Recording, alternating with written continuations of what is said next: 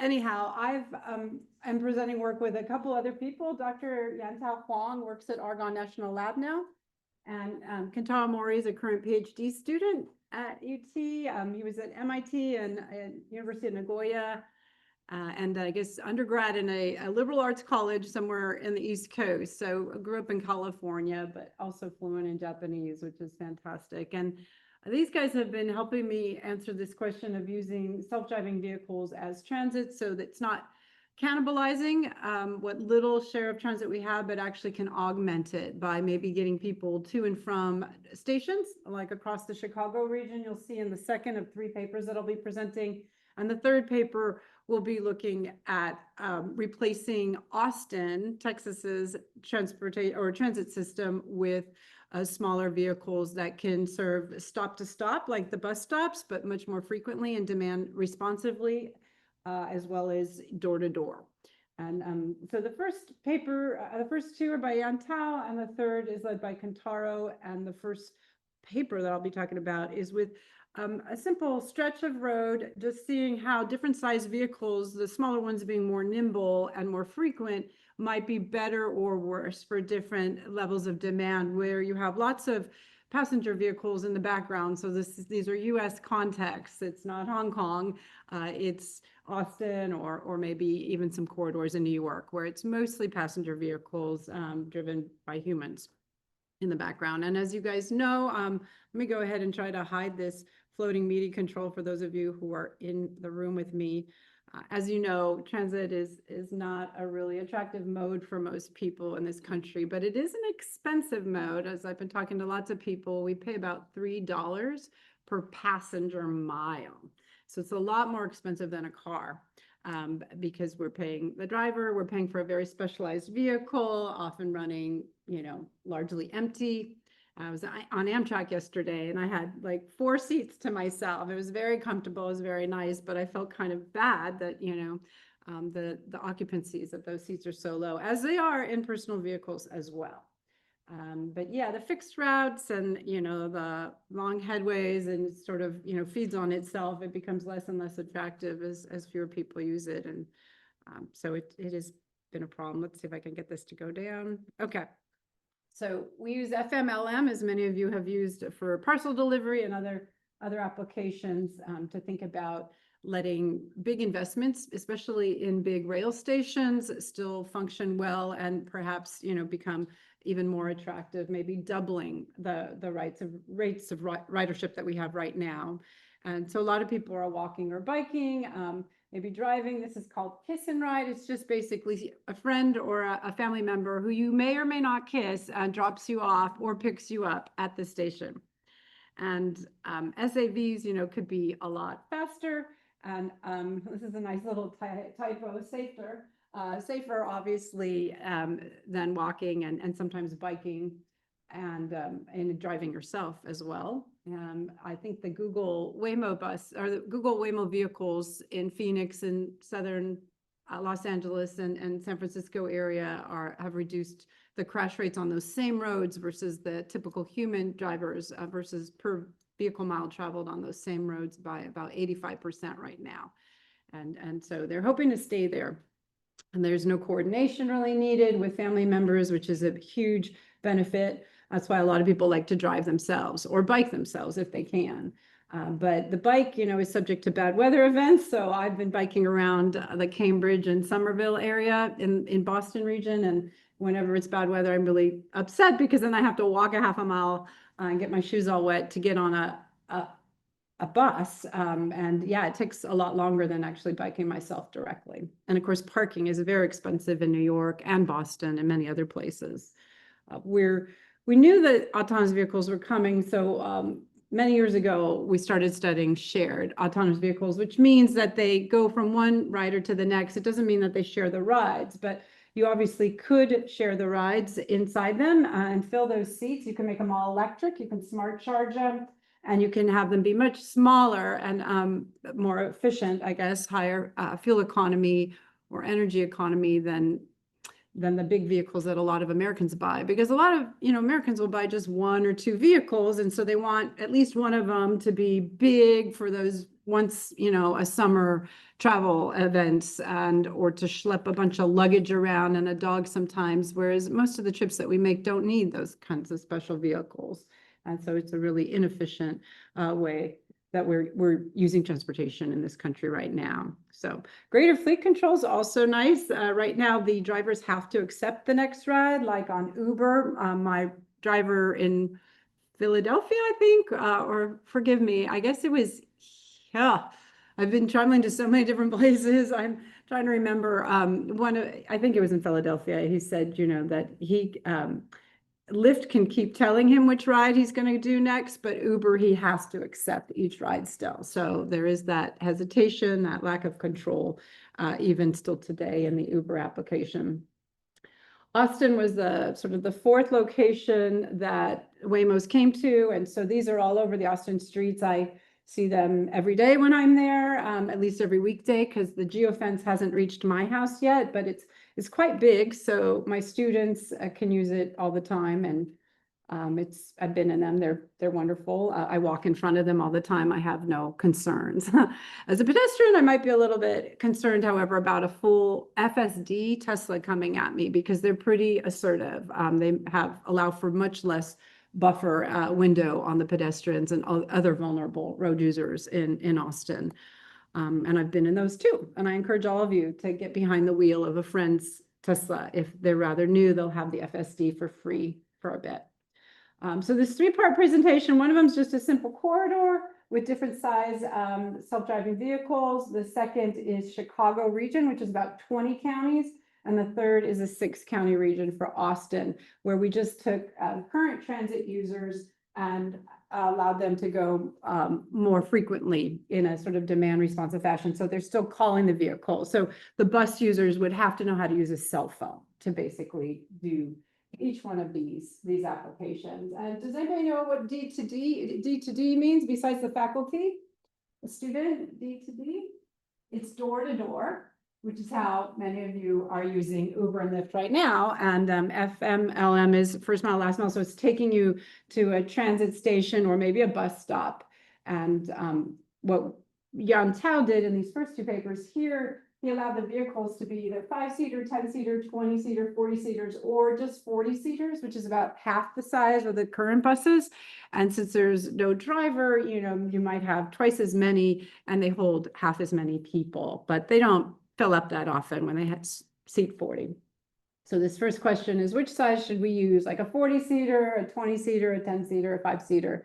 And we used Sumo for this. So Sumo is open source. It's a micro simulation, which is really nice. So each of the vehicles could have different acceleration and deceleration profiles and different physical sizes, which is taken into account as they try to merge and diverge from the traffic around them, which is really nice.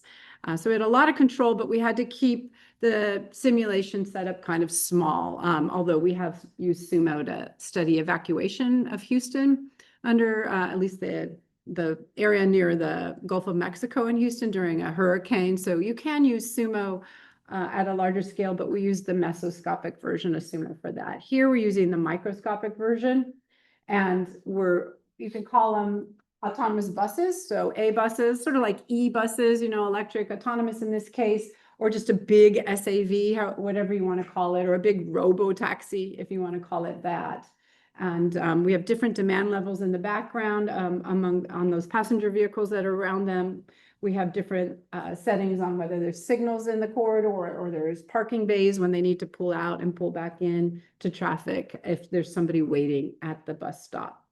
And it's longer than 4 miles, but we have sort of a burn-in section at the beginning of this Sumo corridor. And there's just 2 lanes in the same direction with a 30-mile-per-hour speed limit. But I think Sumo allows some people to exceed that. You can, or maybe it's a max speed. I can't recall, but it's one way and about half-second time steps that Sumo's using for the position of these vehicles.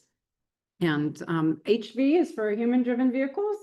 About 1260 vehicles per hour per lane on the base case, but we vary some of that. And then we have the SAV stations, these bus stops basically on the right-hand side every quarter mile. And in many cases, it could be a lot more frequent. People could just hail in the middle of the road. If if there's a high demand on that side, you want people to come together so that they can load and unload together rather than door to door in this corridor.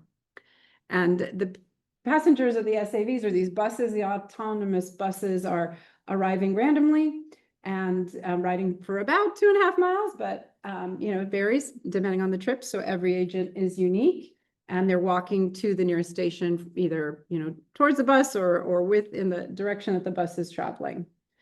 So this is what it looks like.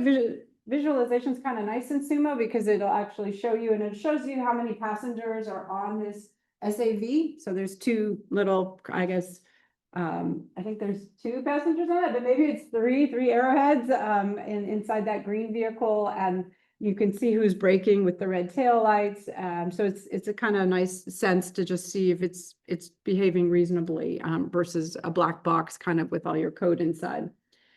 So they're stopping and they're waiting. If you are within 60 feet of the station, it knows that because you've called it. Otherwise, it's not going to stop for you. And so you can imagine SAVs can act a lot like Uber and Lyft do these days, but they are centrally managed. And so you can, give them information. They know where you are, just like your Uber driver would know where you are as you approach the stop that you've agreed on.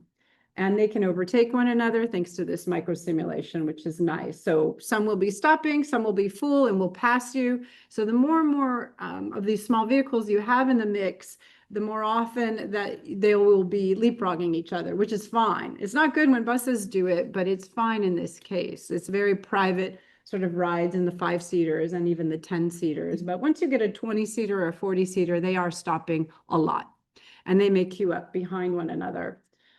There's obviously a lot of code that has to go into this to make sure it behaves natural. So it's got some of the rules that you would expect, that you would want from your bus system. And we're letting the vehicles leave, I think, on a fixed headway. But of course, once they get started on that long corridor, their speeds, change with the traffic. It's all randomized and it changes with the pickups and the drop-offs. And we're dispatching enough vehicles that on average, they should have 70% of their seats full. So sometimes they will fill up, especially if it's a 5-seater, it'll fill up a lot of times and it won't be able to take anybody else on until it gets rid of a passenger. So that's how we were sizing it. It would be nice to have 70% occupancy. Planes, by the way, go at about 90% or more occupancy these days on average. At least the American flagged carriers often, work at really high occupancy rates. So you can see the demand in terms of passengers per hour on the left-hand side for this corridor, and you can see the different size vehicles. So to meet the 70% seat occupancy average, you can see the headways get quite low when you have 400 passengers per hour approaching that corridor. So the 4-mile corridor where we're getting the results from.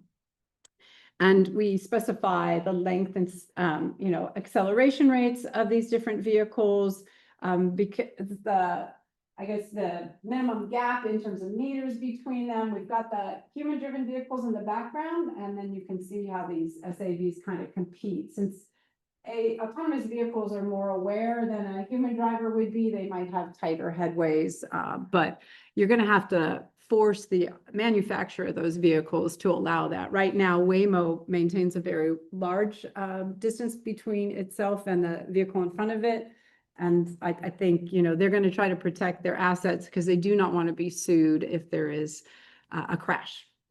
So that you'll have to change that. It's interesting to me, the deceleration rates. I would think a human-driven vehicle would decelerate faster, it does. I'm sorry. It does decelerate faster than these buses. So the buses have to be a little bit slow, maybe because the people inside are unbelted and they're not in charge of the vehicle. They're not even looking out the front windshield, so they're not aware when things might slow down, sort of like a train. But these numbers come from a bunch of different sources, and you can change them pretty easily in Sumo, which is nice. And that's what we wanted. We wanted to really see how these different size vehicles would behave, because when you and I get trapped behind a big bus, I mean, it's like following a wall, right? It's like a moving bottleneck. It's a whale in the traffic stream, just like a heavy duty truck would be. And so this is a nice way to get a sense of that. He warms up the simulation for 15 minutes, and then he's able to see at the end of, hours of simulation, what's going on with the different size vehicles in terms of serving that demand and what the average, wait time, I guess, would be per rider. And obviously the bigger vehicles are going to have longer wait times, but if demand merits it, the wait times are still negligible once you get to that stop. So you have to walk it or, be driven there or something to get to that bus stop every quarter mile on that corridor. And then the background speed of the other vehicles in the traffic mix is also affected, but not by much. So we're going from about 26 miles per hour to about 25 miles per hour. It's just a mile per hour difference. It's pretty minimal in that traffic stream, even though these are operating on really tight headways. So there's enough traffic for, a lot of these vehicles in the right-hand lane. And so depending on which demand we use, we end up having about 10%, let's say, of the background of the passengers moving in this corridor tend to be on that SAV system. So it's pretty similar to a lot of transit locations in this country. Yeah. Sorry, so on the previous slide. Yeah. So you use different number of vehicles in each type?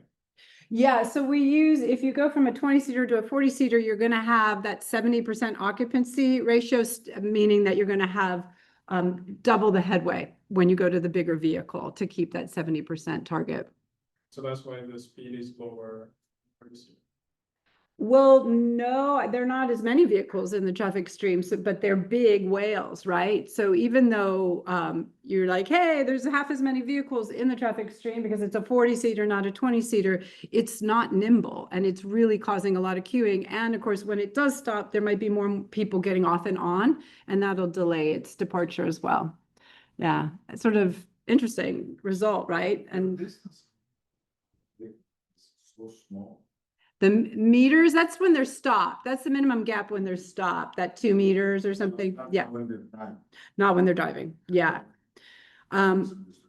So that gives you a sense of the traffic, but what I would like to know is what is this worth to people, right? Like in terms of the time savings. Now, people don't like to wait. They don't like to walk. They don't mind so much being on a vehicle if it's moving and somebody else is driving them. And so their value of travel time, or VOTT, changes depending on what they're doing. And we just use like $15 per hour. Here in New York, it's probably $25 per hour, all those Manhattan types and Brooklyn types with their high values of time. But for a lot of Americans, it might be about $15 an hour, especially if they have their cell phone with them. They can stay pretty busy, may not even notice the time is ticking by. So these are just kind of estimates, and also the cost of the vehicle, right? So that's really important because you're trying to balance out your investment in these different assets. And yeah, so if you look at it that way, it's about $6 per trip served. So these can be human-driven vehicle occupants, or they can be people using this transit system, basically. And the higher costs are with the 40-seater based on these assumptions. And we weren't trying to bias this. We're just trying to be as honest as we could be and let the numbers speak for themselves. And it's not a huge difference, right? It might be like a 10% difference between a $6.6 and a $6 or something as you change that SAV or transit demand in the background, and keep those vehicles running at about 70% occupancy. Now, this might be peak time of day. There's all these other times of day. Traffic is constantly changing. Demand is constantly changing. So you would want to do this over different times of day to see, the nice thing about autonomous vehicles, you can turn them off, right? If you're like, demand is just falling, I don't know why, I'm not sure what's happening. Maybe there's a big World Cup, being hosted by New York City, I think, coming up, and they're all watching the game. We didn't expect the American team to be playing, but it is. Who knows?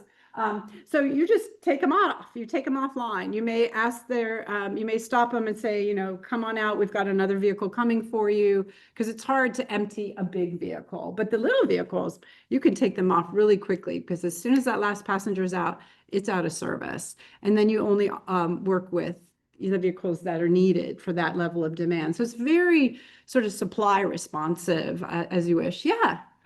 You assume that there's no limitation on the price of the SAV, right? There's no limitation on the price of it? No, price. Oh, yeah. Yes.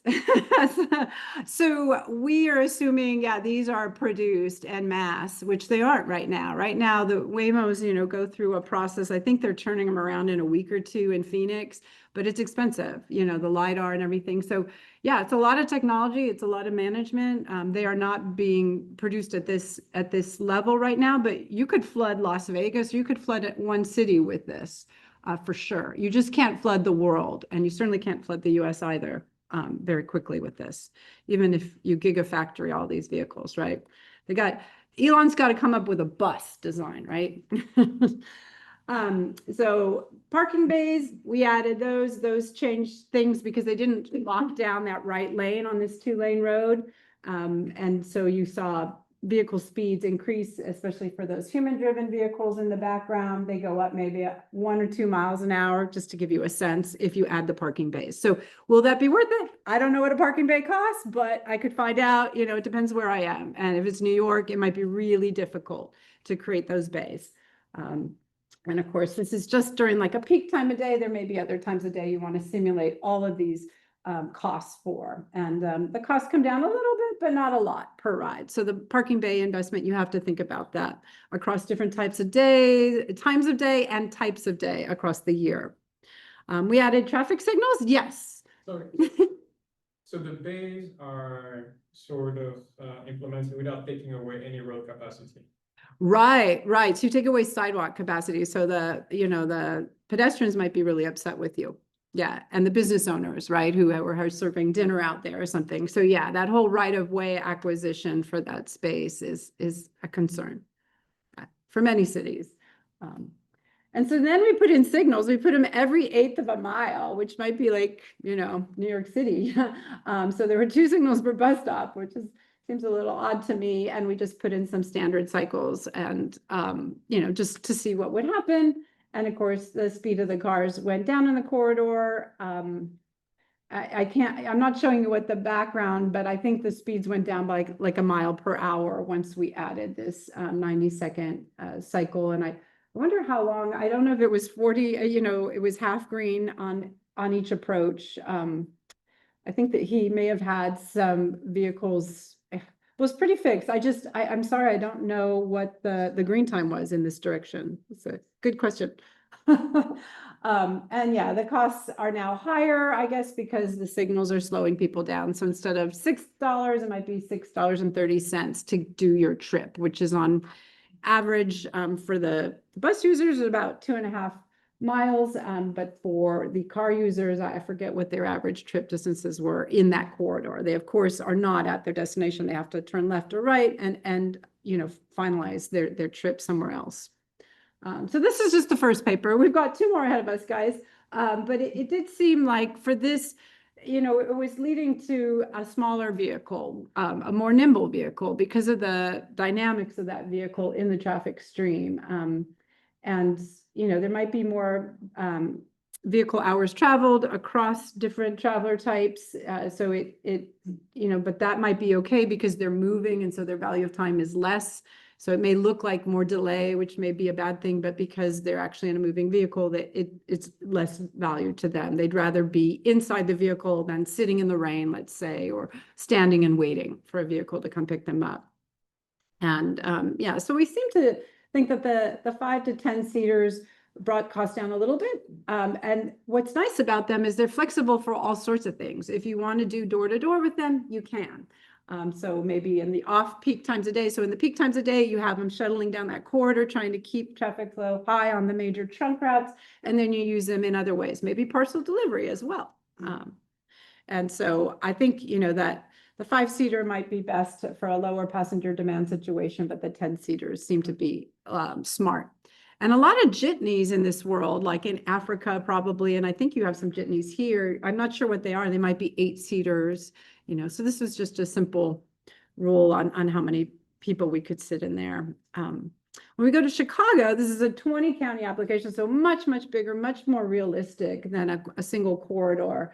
And we've got a lot of transit stations that already exist, a lot of big, expensive rail stations that already exist. And the vehicles that we're using here are just 4-seaters. And we're allowing them to do door-to-door or, first mile, last mile, or serve as also as buses. So you can have the 4-seaters doing the first 2 service options, and then a larger vehicle, which was a 40-seater. So it was the biggest style of vehicle I had in my previous paper here, serving the bus corridors that already exist. But they would serve them at double the frequency, because they're smaller vehicles, and there's no driver now that we're paying for, but we are paying for the technology, and we are paying for the maintenance or the management of that system. So anyhow, this Polaris model that we're using here is a agent-based model. It's in a mesoscopic, so dynamic traffic assignment using a cellular transmission model. And travelers they have itineraries that they come up with. It's all endogenous. So we don't say you're going from this stop to this stop. We say, okay, where do you want to go today? You have a child, she needs to go to school, you have a job, you need to get to work. And so the itineraries are endogenous, which means a lot of the destination choices are endogenous. Their job may not be endogenous in the short term, but most of their departure times and modes and destinations are part of the agent-based system. And there's millions of agents, as you can imagine, living in the Chicago region.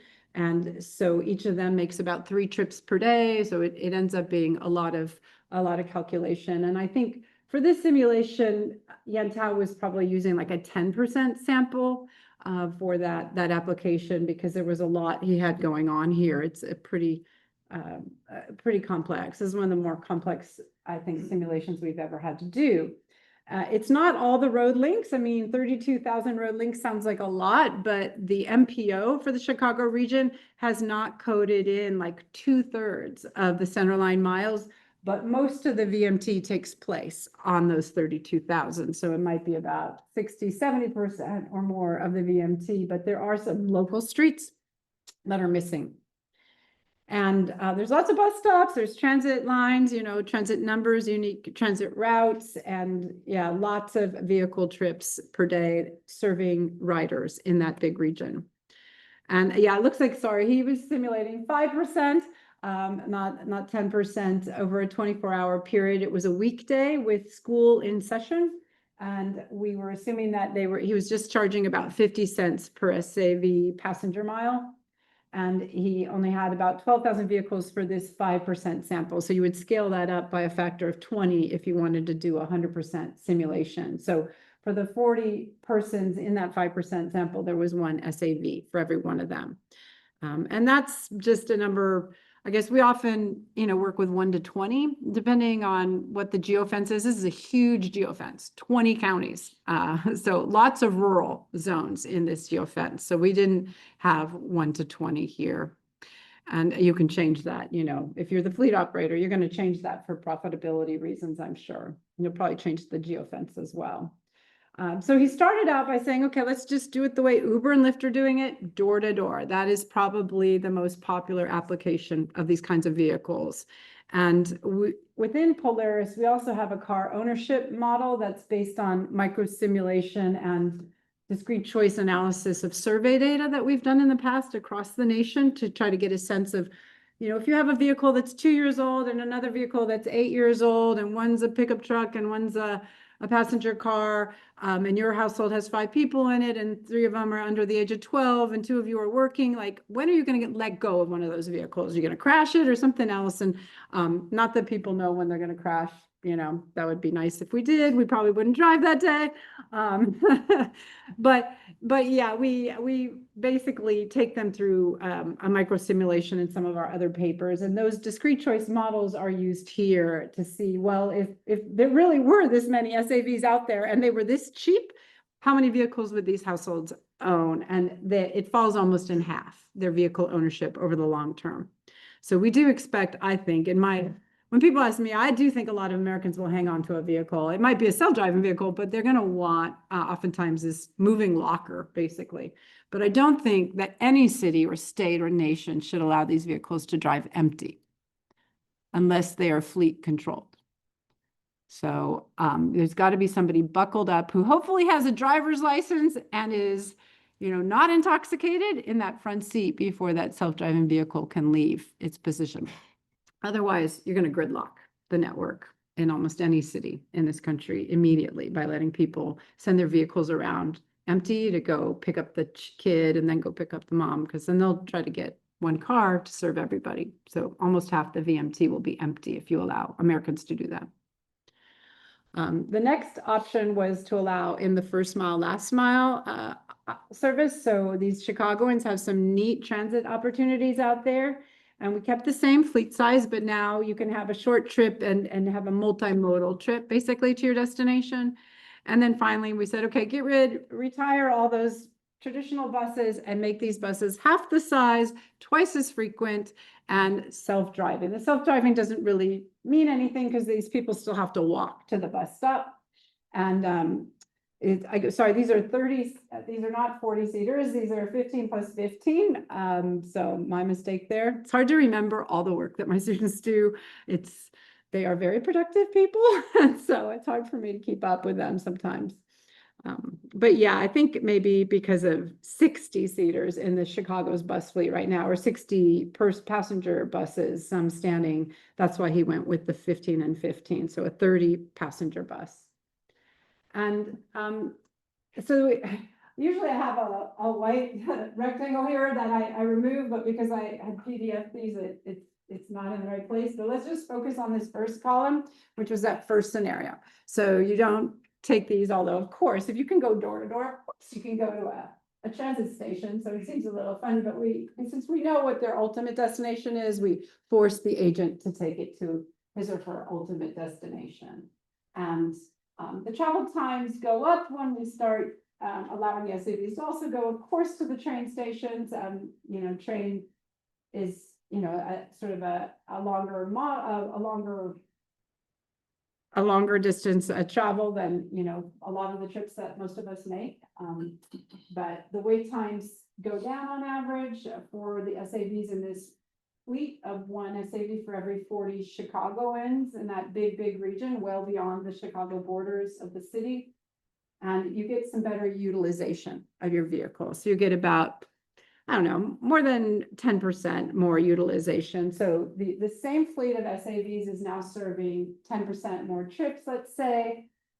Some people, unfortunately, do not get a trip within 15 minutes of calling it. And if they don't get a trip within 15 minutes, we write them off and we say, okay, you're probably not going to want to take an SAV today. So that's what you're seeing here is that 1.2% of travelers were not served within 15 minutes. Yeah. Well, I would like to say that they find another mode, but I think the code just disappears the person, sort of like ice swooping in and taking them. Yeah. So maybe they walk. We're not really modeling the walk congestion, I don't think, in Polaris yet. But if any single days. It is. It's a 24-hour weekday simulation. But personally, I think they'll just reserve ahead of time. And so Uber allows us to reserve trips to the airport these days. And, I think they'll just have people, especially in the rural zones, start reserving rides because they don't want to do a lot of deadheading or empty VMT to go pick up people in those less popular spots. And if it's a busy time of day, hopefully people will be sharing rides. And I think not too many people were sharing rides here. So one of the issues with the Polaris code is that anybody who uses the SAVs is like a taxi user, and originally the code allowed for one person rides in those taxis. And so we're still stuck with that code because it's very deep inside the code. So it's behaviorally been tough for us to change it. So when you see a 1.05 average vehicle occupancy or AVO, it means 5% of the rides are being shared, or 5% of the miles have two people inside them. But there's also empty driving going on, right? So EVMT for empty, not electric, but E is for empty in this case. And it's about 25% empty. So not a lot of deadheading, but it's not being, taken up by the ride sharing. So that's unfortunate here. Not a lot of ride sharing with this particular fleet, maybe because there are not enough vehicles. Actually, I would think they'd be sharing more. So we usually get like a 1.2 in this position, but it is a super big region. We don't simulate Chicago that often. And the average VMT for those who were calling on the SAVs was about 3 miles, so they were spending, I don't know, $1.50, very cheap. You know, 50 cents a mile. It's probably going to cost more than that. I think Uber's selling at $4 a mile right now in San Francisco. And it probably costs more than that because this is a brand new mode, an emerging technology that they're losing money on right now.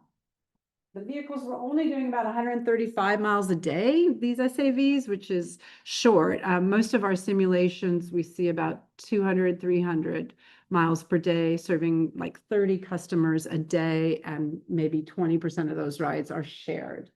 And yeah, this is just painfully low. This fleet is way too big, I guess, to only be working 4 hours a day. Like that's a part-time worker. I'm not going to buy, you know, an autonomous vehicle unless I can keep it busy about 8 hours a day. And so that's what we typically see is 8 to 12 hours in that last row. But I think Yantal would love to rerun these models. You know, Polaris has evolved a fair bit since he did this work a few years ago. Yeah. I may have missed something, but what's the, I guess, intuition on why people would take the first mile, last mile to a bus and then a bus rather than the door to door if you have both options? Yeah, so we saw very little, we saw almost no change when we made it into a bus, but the first mile, last mile works well in Chicago because they have train stations with exclusive right of way that get people out of congestion and they don't have to drive themselves to their job. So it's really the train stations that are picking it up. So you caught that. He's absolutely right. They're not using that automated bus very much. It's double the frequency. So you would think that they would have less wait time, but I think the code is assuming that a lot of them know when it's going to arrive anyway. So they're timing. And so they're not really waiting, but I think there's a departure time penalty when, you know, the headways are long on a transit service. There should really be a penalty. And I'm not sure Polaris is penalizing the utility function for that delay in their departure time. And that may be why. We really didn't pick up any more travelers. We lost a few travelers, in fact, in this random simulation. And I think he ran it just once. So this is not the average of 10 simulations, but those numbers probably won't change too much. But yeah, you're absolutely right. We really didn't pick up hardly anything on the SAV fleet. Depend on the number of, on the demand, like I have a certain number of workers and they can go by train or by bus. Yeah, so it's Chicago. So it's the real Chicago situation. So it's whatever happens out there on a normal work day when school is in session is what we're trying to recreate here. And we're just pushing, we're like, yeah, we'll buy one SAV for every 40 residents of this huge region. And we bought too many vehicles. We should have bought like one for 80 at that price point. Now, depending on the price point, but our geofence is huge. So nobody's going to start that big. They're always going to start small and they're going to make sure they use those assets. I would argue that the 263.55 is equal to 259.685. With the experimental error you can expect from Right. No, the people who were using bus before are still using bus between these two. It's just that the final column, the bus service is twice as frequent, but because I think Polaris is co-timing the arrival of those passengers, they don't end up But really. somebody who lives in suburbia, if you take a bus, you cannot control the arrival time. If you take the train, you have a whole lot more control over it. So you have a strong preference for choosing the train. Yeah, and I mean, those buses do get stuck. We don't have like breakdowns in the road, that kind of uncertainty, which is very natural. So some days, or, you know, a surge in traffic that wasn't expected, but you're right. The bus does not have exclusive right of way yet in Chicago. I mean, maybe there's a couple lines like that, but the buses are not going to beat the car, but the train can beat the car in many origin destination pairs. You just have to get to the train station. So yes. So regarding your comment for the last time, the fact that the time for SAV is low. So here you're not looking to do any fleet optimization. No, he just said, let's do 1 to 40 because I've been doing 1 to 20 in smaller geofences. And yeah, so it was kind of a one-shot thing. My students have been doing more optimization of fleet sizing, but what I typically look for is at least 8 hours a day busy, which is going to mean about 30 or more trips per SAV per day.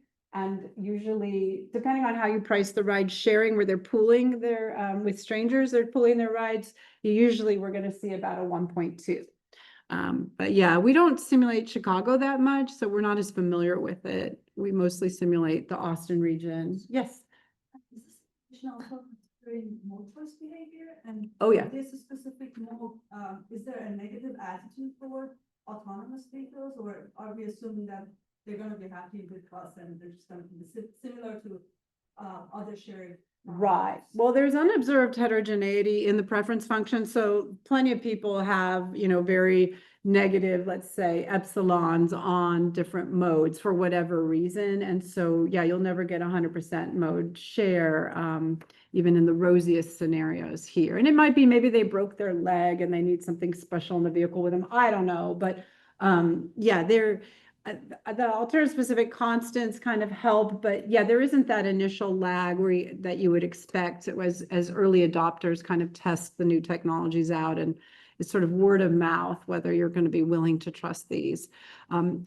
Personally, I think every American should probably feel pretty comfortable inside one of these vehicles at lower speeds. So below like 40 miles an hour, you should probably feel very comfortable. Just, if you're carrying like a hot tea or something and it doesn't have a lid on it, maybe you should be paying attention just so you can anticipate, if there's a passenger, somebody runs or a pedestrian runs out in front, there's going to be a hard stop that you're not in control of. And so little things like that, but they tend to be driven better than your friends and family can drive you. They have really smooth acceleration and things like that. So even though you're not watching the road, you're often less likely to be nauseated versus an Uber driver, which can be pretty Yankee for the backseat passenger. So there are lots of benefits. A lot of people don't want to have to talk. We were with Dr. Linda Boyles last night, and she was saying, I love having the self-driving Waymos in Phoenix because I don't have to talk to anybody as I go to the airport. Yeah, so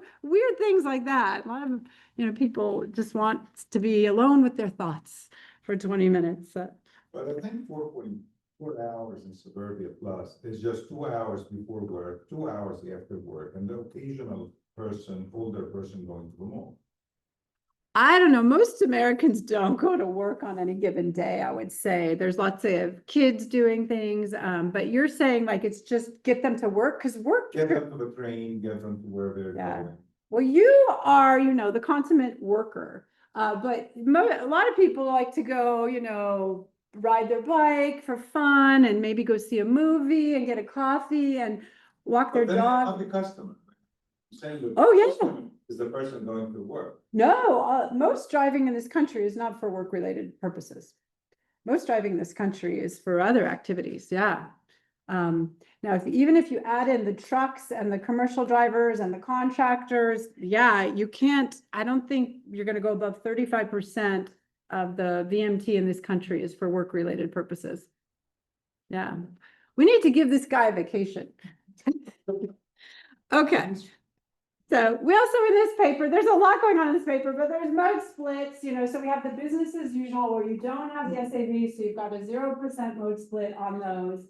And then you can see the transit in light blue, maybe going up a little bit because of the train, well, actually not in this door-to-door case, but for whatever reason, I can't begin to know, but obviously we lose a lot of the single occupant vehicles. And, you might lose some of the high occupancy vehicles unless somebody's, driving you for a train or something. So I'm kind of curious about that one. Why would it go from 12% to 20%? As we added in the SAV for door to door. But, we did lose a lot of vehicles. Remember when we added these vehicles, we lost a lot of household vehicle ownership. It almost fell in half from 0.67 per capita to 0.38 per capita vehicles per capita being privately owned. So that was actually, I think, the big response on that is that they are going to be driving with others because now there's these SAVs, so they're going to not own their 2 or 3 vehicles, they're going to own 1, maybe 2. And so there's a lot more ride sharing in that long-term scenarios. But they're not using the SAVs adequately. So sort of a strange result. Looking at trip lengths, this is kind of interesting. If it's door to door, there's a lot of travel on the 2-mile distance range, which is not going to get you to work. So they're going somewhere else with this thing. I promise you they are. If we do it for the first mile, last mile service, when we add that in, then you see there's a very big sweet spot right at the 2 mile mark where they are getting to, I think, a train station from a lot of those homes. But for shorter trips, they're not using it for that first mile, last mile. They're biking or walking or maybe taking the bus to those stations. And then time of day is kind of interesting. So remember, I was saying, there's 2 hours in the morning and there's 2 hours in the evening, and you can kind of see that here for the rail uses. But when we're going to the bus stops, which we call bus stations, I guess, some of the stops are bigger plazas, especially transfer points, and with express buses, things like that. There's not nearly as much use. It's much lower percentage of total trips, and it's more spread out. So the rail stations really dominate, as I was saying earlier, and you were the one who noticed that between those two scenarios. And so they're picking up about, 6 times as many rides as those people going using the bus with those automated SAVs. Here's the region. They have an interesting set of travel analysis zones. The Chicago region was the first in the nation and probably in the world to do travel demand modeling. And so their zones, they did a very nice job keeping them very square, I guess. And yeah, the SAVs, at a 1:40 ratio for that massive geofence, we're attracting about 15% of the mode split. And, I really think this is too low a price, but we were just being generous. We're thinking long-term, which will definitely affect vehicle ownership. If you have an alternative mode that's that inexpensive, you're probably going to let go of an excess vehicle in your household. And yeah, the average trip is about 4.6 miles, but the median trip is more like 3 miles. So averages tend to have a long right side tail. The first mile, last mile was also helpful in making better use of those train stations. And some of my friends, I was at a National Bureau of Economic Research event hosted by Harvard the other day, because I'm, in Boston for the semester, and they're saying, oh, you should just give them money on Uber or Lyft to take them to those train stations, and then you'll get your train ridership up. So stop spending it on these buses or something, but give it to people in these regions to get to the train stations, or at least people of lower income, let's say, who qualify for that. And the first mile, last mile is mostly about 2 miles, as we saw in distance, and it was focused on those train stations, which a lot of cities don't have. Like Austin, we have a pretty dinky little red line, and we're adding a couple light rail transits. Those rides are going to cost all of us like $20 a ride. It would be cheaper to just pay Uber and Lyft to take those people. So this is Austin now, and this is Cat Metro, which is the agency, and Kentaro is working a lot on now SAVs as a form of transit. So these are the Zoox vehicles that go on a circuit right now, self-driving in Las Vegas. Has anybody been on a Zoox vehicle? Okay, who's been on a Waymo? Great. And where were you when you took the Waymo? San Francisco. Great. Did you tip? No, that's another benefit of Waymo, is you don't have to tip. So that's another reason Linda Boyles probably likes it, right? No tipping needed. But they do command a higher fee in the San Francisco region and probably in the Phoenix region too. So we were just wondering if we replace Austin's bus system on the same routes with SAVs that get called when the person needs a ride, rather than just going around in circles, let's say, or out and back all the time, will that be helpful? And what would it cost? So we're trying to be, I guess, very current and appropriate with some cost estimates. So just take a look at that subsidy, because it is $3 a passenger mile that this country is paying for transit right now. And the fare box only collects like 20% of that. So it's 80% subsidy. So people who like transit, a lot of it is because they're not paying for it. So like, we need more transit, but yeah, it's a big subsidy. And so I don't know, I want to get into this, but the benefits to society of keeping that, transit system, and especially the ones that the way we're doing it right now seems like it could be done a lot more cost effectively and serve a lot more people for the same amount of tax revenues. That 1 cent per dollar spent on retail in our cities, that might be something to rethink. So This is where we're headed. This is just a simple first paper that Kentaro has at my website.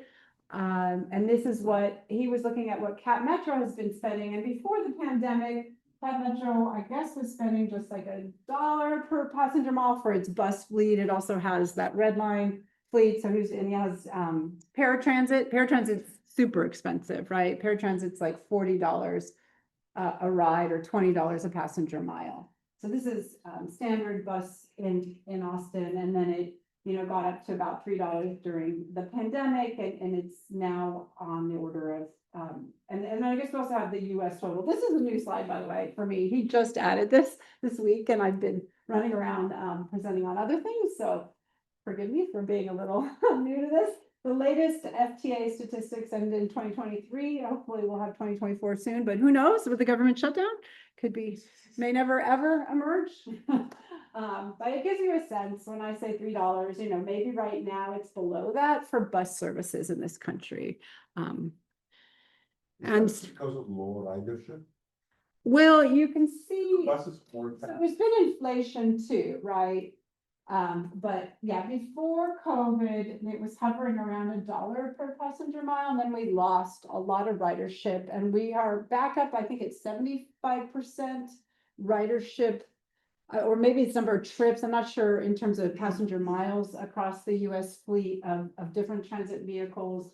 But yeah, obviously, 2020 was kind of a disaster after March of 2020, and it peaked, and I think the vehicles are aging, there are some issues, and I don't know. We also, like in Austin, we give out free transit passes to persons who are unhoused, and so they may be counting people who aren't really going anywhere, but they're on the vehicles, so I'm not really sure. We're also switching to more expensive vehicles. Electric is more expensive than gas, hybrid is more expensive. Right. Gas, so- And I think we do not spend money in a smart way. Like Ed Glazer, who teaches at Harvard, was saying that we're spending over $1 million per electric bus in this country when you can buy a fabulous one from Hyundai for $350,000. So we're spending 3 times what we should be spending. And our road system is costing twice as much as they pay per lane mile in Europe. So we are being really bad about it. Part of it is the National Environmental Policy Act, where there's just all this regulation and tape and people, I guess, protesting or filing lawsuits against, new lanes and stuff. There's all these actors that fight back when departments of transportation try to build things. And so, and I do think that our network is already very built out. We do not need any more pavement in this country practically. I really think we just mismanaged the system that we have already overbuilt.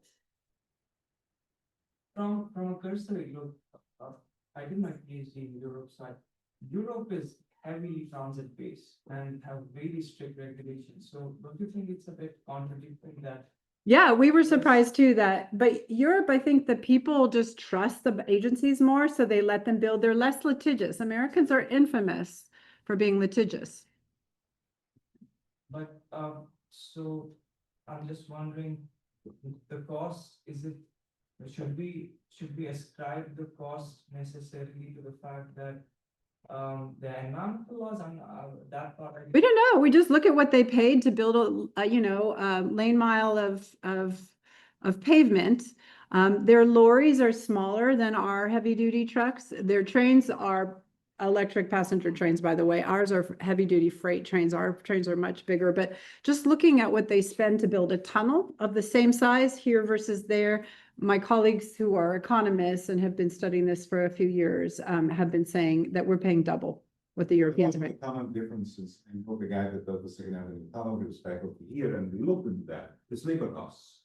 Yeah, and it. Labor costs here are significantly higher than in, say, England. Interesting. Okay, for those of you online, the chair of the department has mentioned that labor costs are much higher in the US, which is interesting. Senior here in Europe would be paid like a 4 or 5 year engineer in New York. For that reason, I can walk you through all of the offshore designs that are happening in Europe, not in America anymore, things like that. Yeah, no, they do have, yeah. Well, they have lower GDP.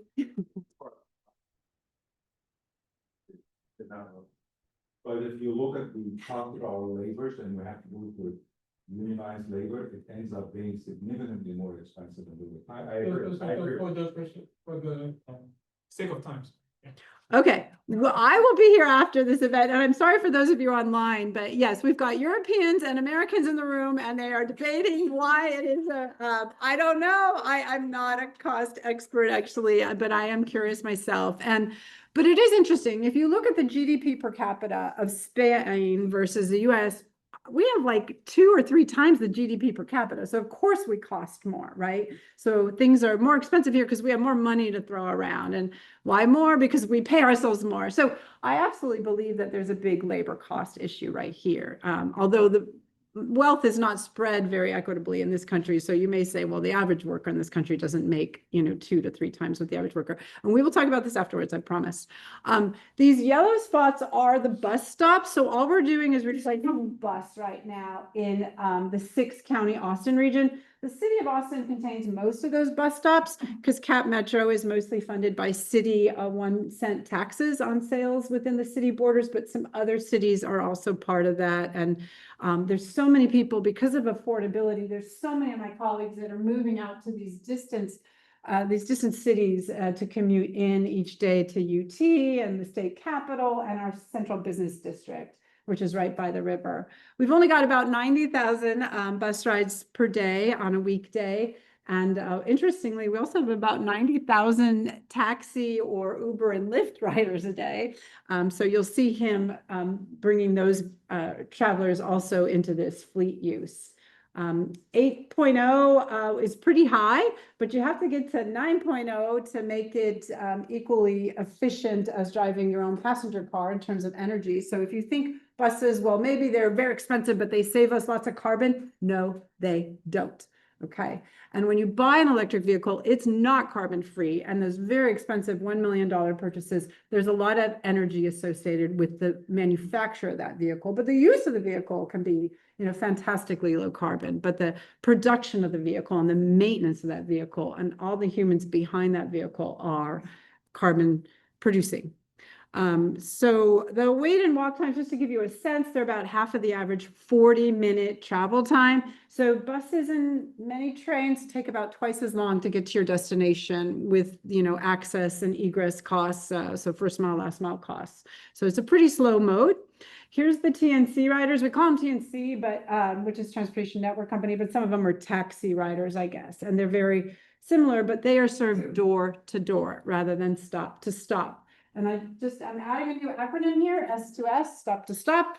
PUDO is pick up and drop off. Yes, sir. How big is the bus fleet size? I don't know. How big is the bus fleet size? Kentaro, if you're online, or just Google that, Joseph, and I bet you can find it really quickly. I think we have like 200 or 400. It's one of those two numbers. And so what he's saying is, okay, well, we can keep these SAVs separate. Those can serve the door-to-door taxi users, let's say, or TNC users. And then we have this other fleet to serve these bus lines. And he sizes up and down the fleet a little bit to get a sense, but he's sort of in a sweet spot with that fleet size, which is a lot bigger than the number of buses that we have because these vehicles only seat 4 people. And so he has all these different scenarios. Oh, we have 471 regular buses. There we are. And when, he's using the regular buses, he's got about 4,000, maybe 6,000 SAVs. And then he converts the buses to autonomous buses, which costs something, right? Just like electrifying a bus costs something, automating a bus costs another couple $100,000, I think.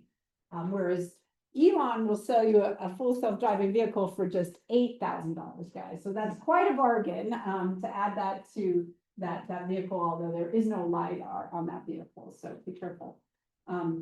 And then he says, okay, what if you have SAV fleets? You can do everybody door to door. So that would be pretty primo for all those people who are walking to the bus stop right now. That would be really nice. Or you could have stop to stop for the bus users while all of the taxi and TNC users remain on the door-to-door service. Or you could, and that could be with separate fleets. So you've got your bus agency fleets and you've got your Uber Lyft fleets, or you could integrate all of those vehicles and put them all under Uber, and Cap Metro is just paying Uber and Lyft to handle those transit riders for them. And they could all be door to door, or they could all be current bus users would still be stop to stop, and the current TNC users would still be door to door. So he ran all these different scenarios and came up with some pretty cool results. As I mentioned earlier, different fleet sizes, it went from 4,000 to 6,000, but because we've separated the fleets for the TNC users and the transit users, it's just 2,000 to 3,000 in each of those two fleets. And then everybody gets to be served door to door, or just the TNC users get door to door and the bus users are still S2S or stop to stop.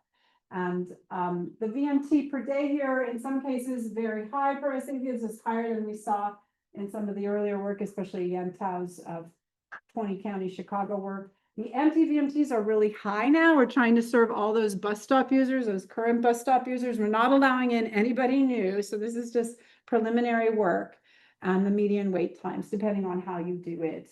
You know, he liked having the same fleet size. He liked integrating the fleets. There wasn't a lot of savings from having people still walk to the stops. So if you were to say, okay, just those of you who are currently using the bus, we will continue to honor our service with you, but we will serve you door to door. So door to door works just as well as stop to stop, but it actually works much better. So it doesn't cost any more. It doesn't create a lot of empty VMT because these are small vehicles. So you can penetrate the neighborhoods easily and get in and get out for these bus users. So, you know, we might want to move away from a stop to stop approach. This is an integrated operation. So forgive me, these were when they were held separate. The integrated works better, and you don't see it until you're looking at it this way. So now the fleet sizes look bigger because they're all working together. And you're just calling on the first vehicle to either serve the stop or serve the door, depending on the scenario. And so nice economies of scale here. You can do smarter sharing and things like that between the rides. You're seeing average vehicle occupancies now in the 1.35 level. So about a third of the trips or a third of the miles are shared. But you still have some empty VMT. It's pretty high. I don't like to see this. It's very stable at 33% across these different scenarios, which is always interesting to me.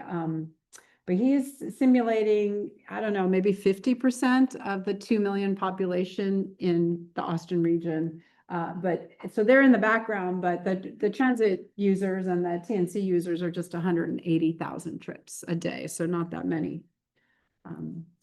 Yeah, just some fleet size impacts, you know, how many more people you might serve. And so endogenous again is on the door to door is endogenous, but the bus users, I think he may have kept as exogenous in this setting.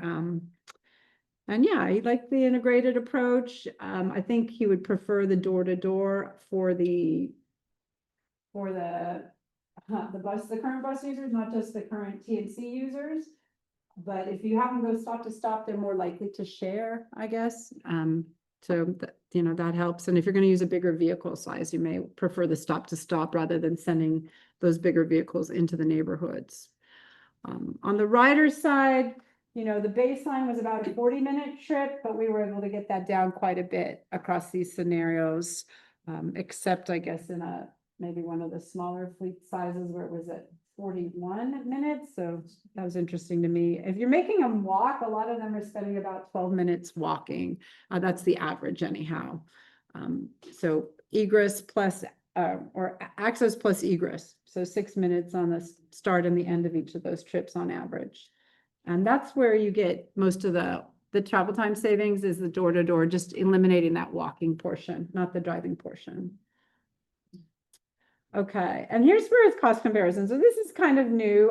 So he's paying $750,000 for an autonomous battery electric bus, but as I mentioned earlier, American agencies, according to Ed Glazer, have been spending like $1 million just to get a battery bus. So they could be spending something like $350,000 if they were just to go ask Hyundai. So I don't know what bells and whistles they're adding to these buses to make them so expensive.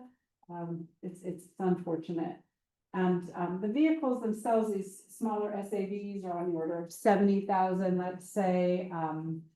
And then I guess in some cases he allowed them to be 175,000. So maybe that's the Jaguar, that's the Waymo Jaguar. Well, these are the Google the Google, or no, not the Google, the Gigafactory mass-produced Teslas without LiDAR on them. So different solutions, but the cheapest seem to be to just put people into buses rather than having a bunch of the smaller vehicles, because the buses can seat or can hold about 60 passengers. So that was a big saver. In fact, it would bring down the cost of transit for our agency by, a factor of 3 or 4 or 5, which is pretty amazing. I guess a factor of 4 is what's going on there. So big savings there, but everything else seems to suggest that the transit agency should be shifting to probably, autonomous, big or small vehicles. Yeah. I have a question for the large buses. You still remove a driver cost, but I was thinking for like the large buses, the agency would probably still want someone on there for reasons that the bus has to stop unexpectedly, like open the doors and let. Absolutely agree. These are expensive assets. You're probably going to want an attendant on there. I know in Boston, they're videotaping, or they have a camera, fisheye cameras that are watching inside, but you want somebody to be able to respond to help, passengers with special needs, and also to add a safety presence and just protect the asset. Because what if I run into the bus? It'd be nice if there's somebody there who actually works for the bus agency to help out as a first responder. So yeah, there's a lot of reasons to keep an attendant on there. And I don't know if Qatar's in this the chat room, but I think what may happen is they will take their back office staff and they will put them in the vehicle doing other forms of work while they're riding around, so they're not bored, because most of the time they're not needed. And I do think that too with the trucks. I think the trucks are going to have attendants on board. Yeah, so maybe they'll save some of that. But it looks like if you just shift to this second row here from the business as usual approach, where he assumed, kind of a lower cost than what I think Austin's Cat Metro has been paying for some of its buses, you could get away with what is the current fare. And it would be covering rather than what he thinks right now. Maybe it's covering half of its cost or less. Most transit agencies cover about 20% of their costs with the fare box. So that's cost comparison from the perspective of the agency, but there's a lot more benefits on the passenger side. Let's see. Yeah, I think this is still from the agency's perspective, but the person miles traveled, can be a lot higher when you go to a door-to-door, because they go collect them at their homes and they don't have to walk those 6 minutes on either side. What else here? I know I've got to let you guys go. Just the percent splits on some of these services and the in-vehicle travel time on the different scenarios. He had about 3,000 SAVs in this particular scenario across the 2 fleets, and brought down travel times dramatically for a lot of those travelers. So that was really saving quite a lot. Anyhow, just serving the demand together, might be nice, integrating the fleets. So why have these duplicative services? The Ubers and Lyfts of the world are cannibalizing our bus service to a great extent. And, just whatever funds you have, use it in a competitive fashion to help people get to their destinations, would seem to be a lot more efficient and simpler, certainly for the agencies as well. But the travel times weren't, the travel time, but not the walk times were a big savings if we do door-to-door with those SAVs on those bus users, rather than making them walk to a stop. But in a place like New York, it might be just nice to have them collect all at the corner. When you have high density of travel demand, which we don't have in Austin, but here in New York, you might have stops every block so that they're collecting there. And yeah, it's, subsidizing those SAV operators right now didn't seem to lower the transit agency costs under his cost assumptions, versus just automating large buses as soon as they can, but maybe keeping an operator on board, as she was mentioning. And yeah, the early morning and late night, maybe shutting down a bunch of the SAVs so they're not empty buses running around. But that would be really nice. I think another nice option. And I think San Francisco was doing that with Waymo. Instead of running their big buses, they were just letting Waymo pick up their transit users. So it's already being done. And I'm sure China's probably doing something similar somewhere. So it's, I do think there's a lot more research to be done here. So we'll keep trying. He's writing his dissertation on this. And if you guys have any suggestions, that we would love to hear them. And we also hope that you will join us for the next Bridging Transportation Researchers Conference. How many of you presented at the last one, by the way? Okay, just Dr. Chow. Well, yeah, I think we're going to have Shanghai is going to be hosting some on-site, hybrid meeting and delivery, and NYU here in New York City may want to do that too, to help bring more people together without any cost or carbon. So thanks, you guys. Thanks for listening. Sorry to go long.